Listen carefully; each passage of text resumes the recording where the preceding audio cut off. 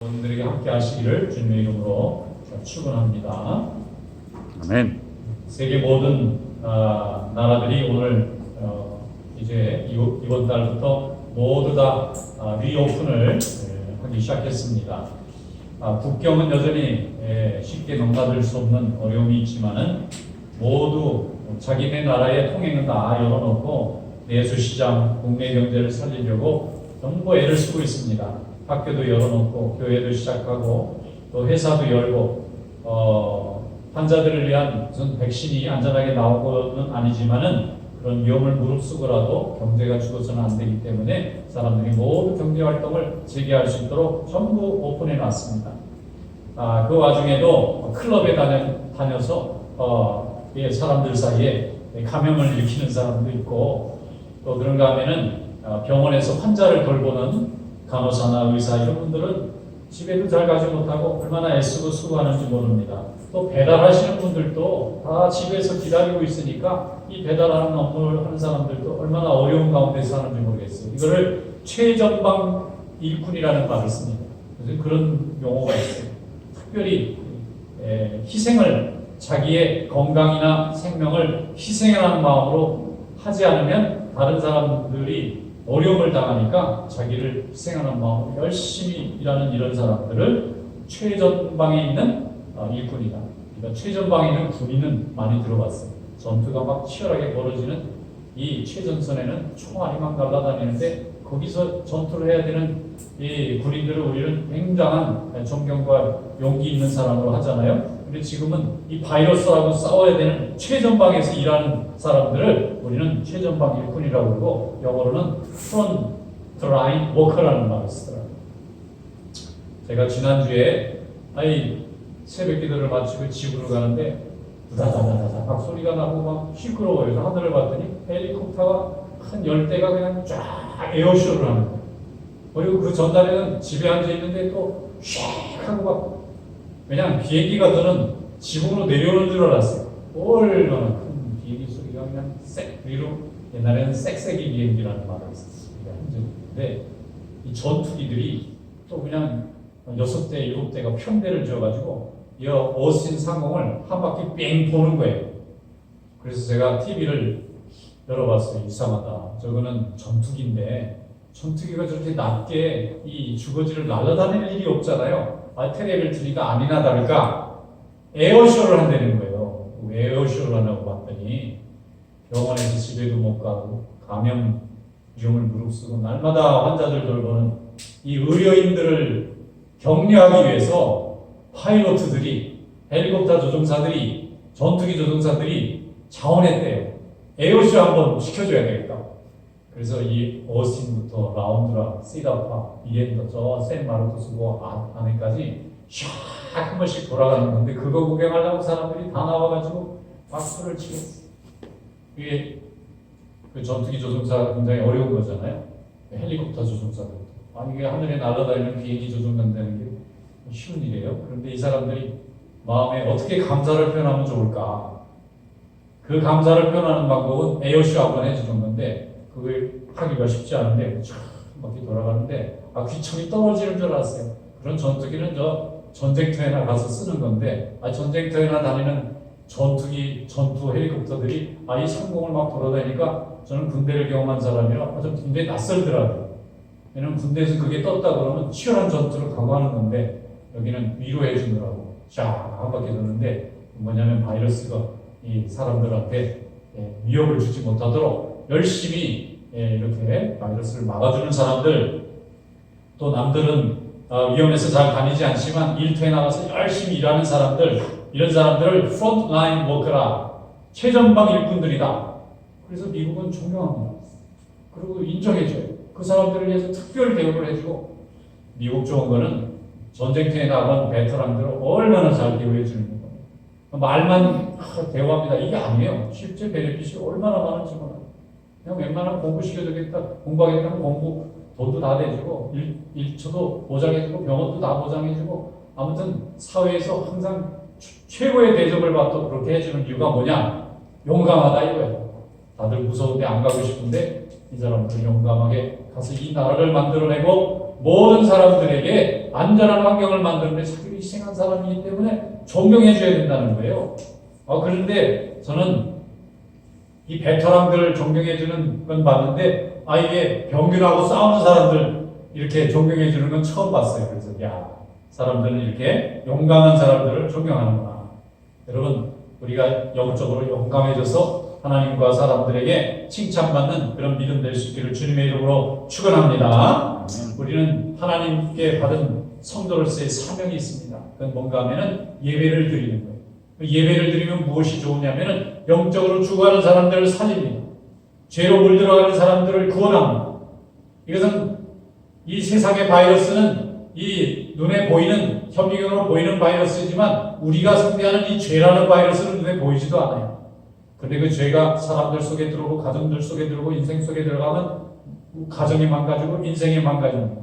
그 죄를 물리쳐야 되고 그 죄를 우리가 알려주기 위해서는 하나님의 자녀들이 하나님께 부름받은 자들이 더욱 열심히 말씀을 가르치고 죄를 가르치고 구원을 가르치고 예배 가운데 하나님 앞에 영광 돌려야 될 줄로 믿습니다. 처음 세상에 교회가 생긴 것이 성령 강림한 그날이 교회가 생긴 첫 번째 날이에요. 그래서 교회의 세계 모든 교회의 생일이 성령 강림한 날입니다. 우리 교회도 교회 생일이 있어요. 어떤 교회도 교회 생일이 있습니다. 한국교회 전체도 교회 생일이 있어요. 한국교회의 최초의 교회가 생겨나고 최초의 복음이 전해진 때가 언제냐? 한국교회의 전체 한국교회의 생일은 부활절로 부활절 때 선교사들이 조선에 들어와서 처음 복음을 전한 날을 한국교회가 처음 복음이 시작된 날로 우리가 지키고 있는 거예요. 그런데 세계의 교회라고는 전혀 없었는데 이런 세상에 많은 교회가 최초로 생겼던 교회의 생일이 언제냐면은 성령 강림절이에요. 성령이 강림하는 그 순간에 세상에 교회라고 하는 것들이 나타났어요. 오늘 그 첫 번째 교회의 출현에 대해서 사도행전 2장이 잘 말씀해주고 있습니다. 나같이 한번 어떻게 처음 세상에 교회라는 게 생겨났는지 우리 성경 말씀을 다 읽어보겠습니다. 사도행전 2장 1절부터 4절 함께 읽겠습니다. 오순절 날이 이미 이름에 그들이 다 같이 한 곳에 모였더니 호련히 하늘로부터 급하고 강한 바람 같은 소리가 있어 그들이 앉은 온 집에 가득하며 마치 불의 여같이 갈라지는 것들이 그들에게 보여 각 사람 위에 앉은 온 집에 가득하며 그들이 다 성령의 충만함을 받고 성령이 말하게 하심을 따라 다른 언어로 말하기를 시작한다. 아멘. 자, 여기 영어 성경에 보면요, 그들이 모였습니다. 모였는데 한 곳에 모였어요. 그들이 one place에 모였어요. They gathered in one place. 한 자리에 그들이 모였을 때 성령이 임하셨어요. 성령은 언제 임하느냐면 한 자리에 모일 때 성령이 임합니다. 그들은 각자 다양한 사람들이 모였어요. 모두가 다 두려움 속에 있었습니다. 유대인들이 예수 믿는 사람들, 특별히 예수님의 자녀들을 잡아 죽이려고 밖에서는 얼마나 무서운 공포가 있었는지 몰라요. 그래서 그들은 문을 닫고 숨어 있었어요. 예수님의 제자라는 것이 발각이 되면 끌려가서 어떻게 죽임당할지 몰라요. 베드로도 얼마나 무서웠으면 예수님의 제자라고 부르는데 3번이나 부인하고 저주하면서 맹세하면서 예수님 모른다고 도망칠 정도로 죽음이라는 것은 너무너무 위험하고 또 무서운 상대인 거예요. 그런데 그런 사람들이 모였습니다. 그 두려움을 극복하고 모였어요. 모이면 다 잡아가겠다고 했는데 그들이 모였습니다. 그리고 예수님의 말씀에 순종했습니다. 예수님은 흩어지지 말고 예루살렘을 떠나지 말고 너희들이 성령을 기다리라고 그랬어요. 그런데 예수님의 말씀을 순종한 제자들과 가족들이 다 모여서 하나님 앞에 열심으로 기도하고 성령 주시기를 기다렸습니다. 그때 성령이 임하셨어요. 급하고 강한 바람 같은 소리가 슉 지나가고 나서 사람들 머릿속에 불꽃 같은 것이 나타났어요. 너무나 처음 보는 거니까 사람들이 깜짝 놀라서 서로 어제 보던 사람이 아닌 거예요. 갑자기 성령의 불꽃이 나타나더니 이제 말을 하기 시작하는데 전부 다른 나라 말을 하는데 모두 뜻을 알아듣는 거예요. 이 사람은 이스라엘 말하고, 저 사람은 애국 말하고, 저 사람은 바벨론 말하고, 저 사람은 메소포타미아 말을 하는데 다 알아듣는 거예요. 말을 다 다르게 하는데. 여러분, 우리가 한 2개국어 정도 하죠?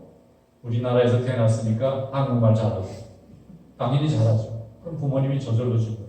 미국에 와서 살게 됐으니까 좀 뭐 유창하진 않지만 영어 어느 정도 좀 합니다. 어떤 분은 또 뭐 일본에서 좀 일을 해서 또 일본 말도 조금 알아듣는 분도 있고 열심히 공부 열심히 해가지고 뭐 독일 말도 잘하고 프랑스 말도 잘하고 스페인 말도 잘하고 한 7개 국어를 잘하는 사람도 제가 보긴 봤습니다.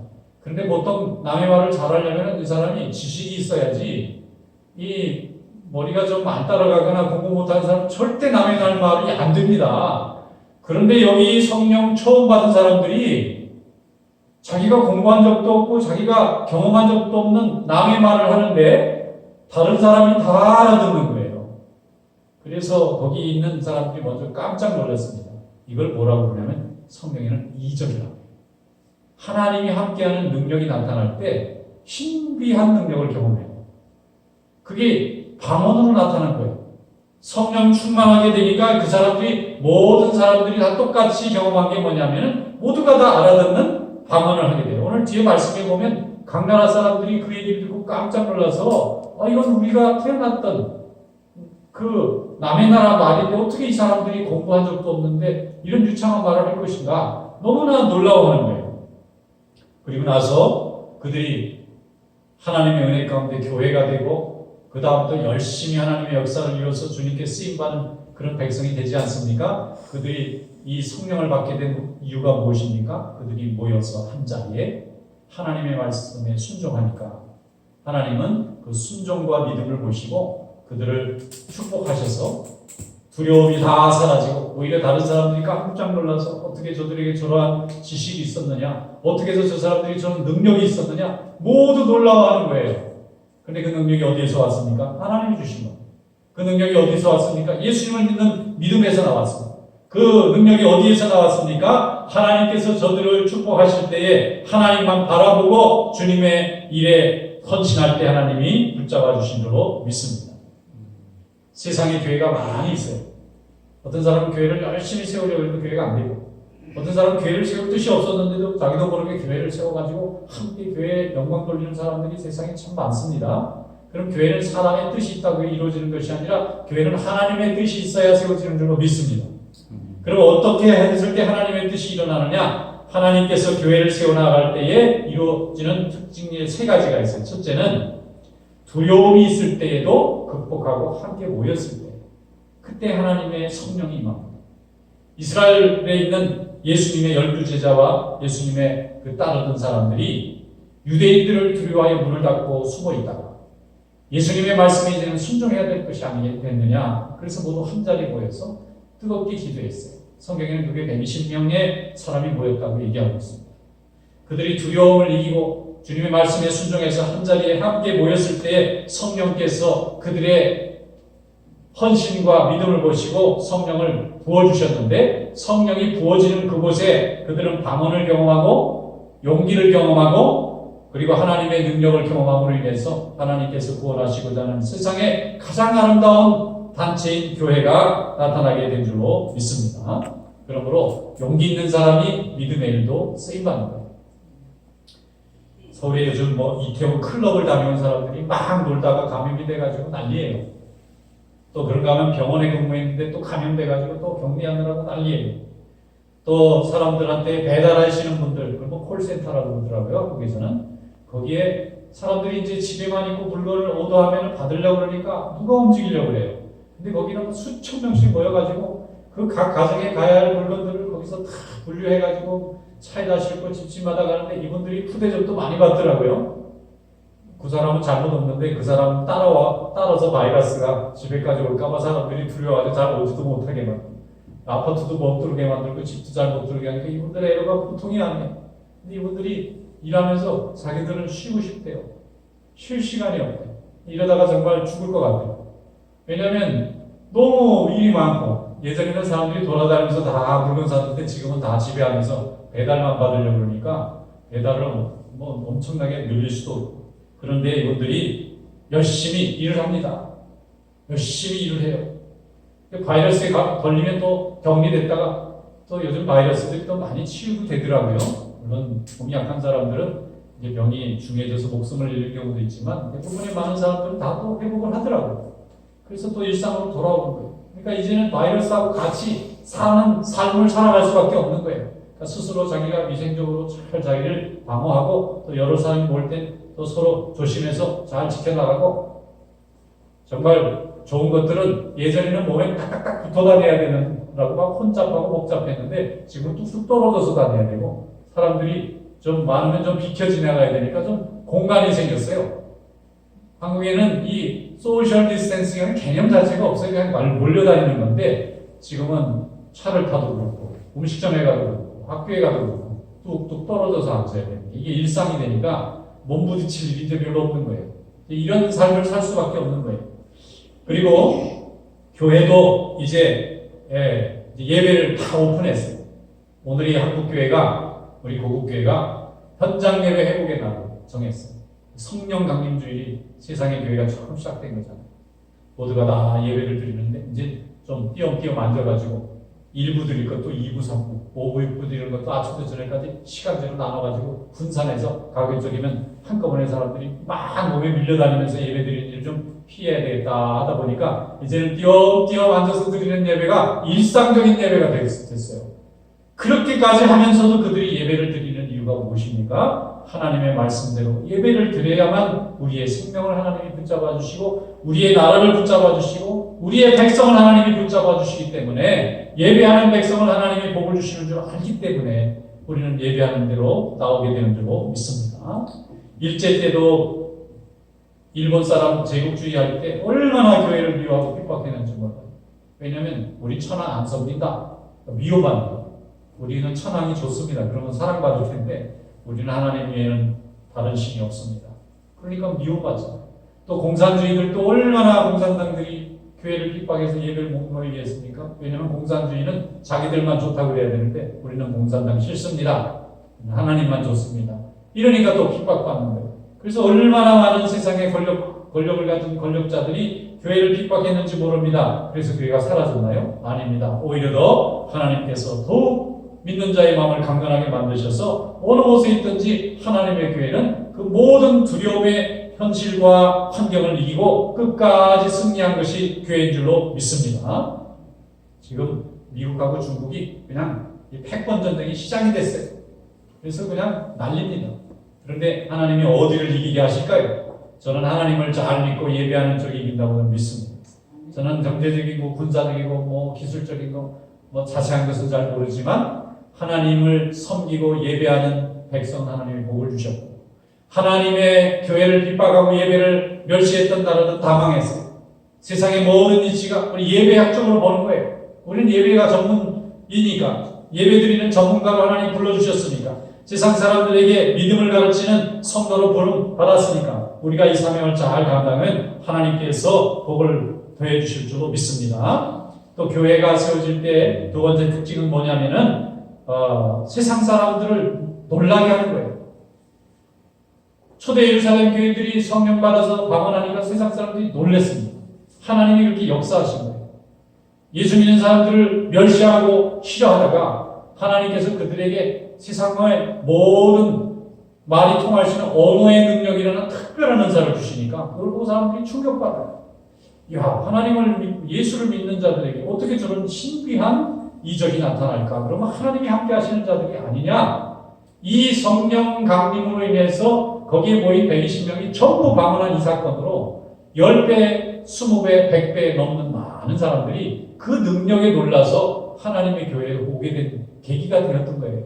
하나님은 그런 특별한 능력을 용감하게 하나님 말씀에 순종하는 자에게 하나님이 만들어주신 줄로 믿습니다. 믿음은 영적 싸움입니다. 영적 싸움의 툴은 생각의 싸움이에요. 마음의 싸움입니다. 이것이 옳으냐 그르냐 이것을 내가 이길 수 있을까 아니면 할 수 없는 거니까 내가 물러나야 될까 날마다 이렇게 싸우는 것이 영적 싸움입니다. 그런데 우리가 용기와 소망을 가지고 나갈 때에 낙심과 절망은 사라집니다. 하나님 앞에서 우리의 믿음이 세워지고 나면 또 세상은 우리 가운데 사라질 수밖에 없는 것입니다. 또 세 번째 교회가 하나님 안에서 승리하게 된 이유는 뭐냐면은 하나님의 역사가 일어나면은 세상 사람들, 하나님을 모르는 사람들 우리를 조롱해요. 성령 충만했는데 거기 모인 예수 믿는 사람들에게 조롱을 받는데 어떻게 조롱을 받느냐면 저 사람들이 술에 취했다. 그 새 술에 취했대요. 세술에 취해가지고 사람들이 정신이 없다는 거예요. 하나님이 주실 때는 아름다운 일이었는데 그 하나님의 역사를 미워하는 사람들은 반드시 깎아내리게 돼요. 교회가 열심히 모여서 예배 잘 드리고 또 위험 가운데서 사람들에게 소망과 또 하나님께서 주신 축복을 전해주게 되면 그것이 믿고 싫은 사람은 자꾸 세술에 취할 때는 또 이게 옳지 않다는 또 위험하니까 또 도덕적으로 옳지 않으니까 법을 어기는 거니까 자꾸 이렇게 이유를 대서 하나님의 교회가 모이는 것을 원치 않는 사람들도 세상에 있다는 거예요. 13절 말씀에 이렇게 돼 있어요. 또 어떤 이들은 조롱하여 이르되 그들이 세술에 취하였다 하더라. 그래서 그들이 그 비난으로 교회를 막을 수 있었나요? 아닙니다. 하나님께서 더 역사하시고 더 많은 사람들이 깜짝 놀라서 저들이 받은 저 지식 없는 사람들이 어떻게 저런 능력을 갖게 되었느냐. 그러면서 더 많은 사람들이 하나님께 나오게 한 줄로 믿습니다. 베드로는 예수님을 3번이나 부인했던 사람이지만 하나님 말씀에 순종해서 그가 용기가 생기고 성령이 함께 하실 때에 이제는 많은 사람들 앞에 나가서 예수 그리스도의 복음을 전하여 수많은 사람들을 주님께 돌아오게 만드는 위대한 사도로 하나님이 사용해 주신 줄로 믿습니다. 사도행전 2장 38절에 이렇게 베드로가 말해요. 너희가 회개하여 각각 예수 그리스도의 이름으로 세례를 받고 주의 사함을 받으라. 그래야만 성령을 선물로 받으리라. 두려움을 이긴 자에게 주신 하나님의 축복입니다. 세상에 대한 두려움, 병에 대한 모든 두려움, 하나님 앞에서 용기를 가지고 주님 앞에 나와서 주님께 쓰임받는 귀한 종들 될 수 있기를 주님의 이름으로 축원합니다. 아멘. 우리가 하나님 앞에 나와서 예배를 드릴 때에 하나님께서 주시는 축복 가운데 우리가 잘 감당해야 될 텐데 하나님 앞에 예배 드릴 때에 하나님 앞에 그 많은 것을 하나님이 주시는 것을 항상 감사하고 믿음으로 나오면 하나님께서 그 모든 것으로 축복으로 채워주시라고 믿습니다. 고린도전서 15장 58절의 말씀을 그러므로 내 사랑하는 형제들아 견실하며 흔들리지 말고 항상 주의 일에 더욱 힘쓰는 자들이 되라. 이는 너희 수고가 주 안에서 헛되지 않은 줄 알미라 그랬습니다. 하나님이 주신 이 우리에게 주신 귀한 사명을 잘 감당해서 많은 이들에게 참된 소망과 용기가 될 수 있는 귀한 성도들이 되시기를 주님의 이름으로 축원합니다. 기도하겠습니다. 거룩하신 하나님 아버지 감사합니다. 오늘 저희들을 하나님의 은혜 가운데 인도하여 주시고 주의 말씀으로 새롭게 해주셔서 감사합니다. 세상에서 승리하는 자들이 되게 하여 주시옵소서. 모든 이들이 절망 가운데 하나님을 바라보며 교회를 바라보며 하나님의 은혜 가운데 예배 가운데 주님의 은혜를 체험하고 저들이 세상을 이기는 성도들이 되게 하여 주시옵소서. 우리 성도들 어느 곳에 있든지 모든 이들에게 참으로 용기 있는 성도들이 될 수 있게 도와주시고 주님의 나라와 영광을 확장하게 쓰임받는 귀한 성도들 되게 하여 주시옵소서. 예수님의 이름으로 감사하며 기도드리옵나이다. 아멘. 찬송